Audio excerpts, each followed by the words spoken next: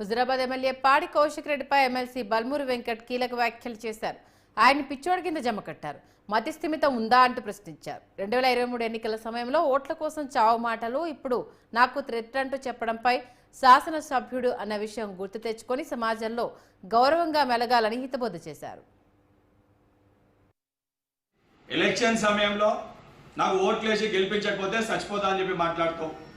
ఇప్పుడు గెలిచినాక నాకు థ్రెట్ ఉంది, నన్ను చంపే ప్రయత్నం చేస్తున్నావు అని చెప్పి మాట్లాడుతున్నావు. అసలు నువ్వు ఏం మాట్లాడుతున్నావు? మతిస్థిమితం ఉండి మాట్లాడుతున్నావా, మతిస్థిమితం కోల్పోయి మాట్లాడుతున్నావా అని చెప్పని ఈరోజు ప్రజలందరూ కూడా ఆలోచిస్తారు. ఈరోజు హుజురాబాద్ నియోజకవర్గ ప్రజలు నీకు ఓట్లేసినందుకు ఈరోజు సిగ్గుపడుతున్నారు. ఇప్పటికన్నా ఒక శాసనసభ్యునిగా గౌరవంతో మాట్లాడే మాటలు ఆలోచించి మాట్లాడు, విజ్ఞతతోటి మాట్లాడు.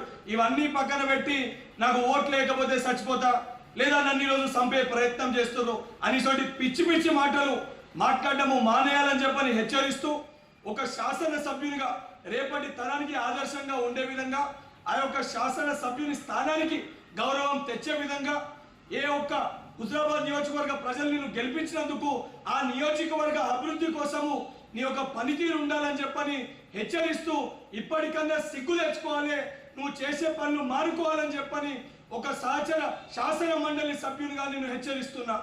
కౌశిక్ రెడ్డి, ఎలక్షన్ సమయంలో నాకు ఓట్లేసి గెలిపించకపోతే చచ్చిపోతా అని చెప్పి మాట్లాడుతావు.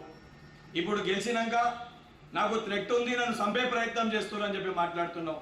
అసలు నువ్వు ఏం మాట్లాడుతున్నావు? మతిస్థిమితం ఉండి మాట్లాడుతున్నావా, మతిస్థిమితం కోల్పోయి మాట్లాడుతున్నావా అని చెప్పని ఈరోజు ప్రజలందరూ కూడా ఆలోచిస్తారు. ఈరోజు హుజురాబాద్ నియోజకవర్గ ప్రజలు నీకు ఓట్లేసినందుకు ఈరోజు సిగ్గుపడుతున్నారు. ఇప్పటికన్నా ఒక శాసనసభ్యునిగా గౌరవంతో మాట్లాడే మాటలు ఆలోచించి మాట్లాడు, విజ్ఞతతోటి మాట్లాడు.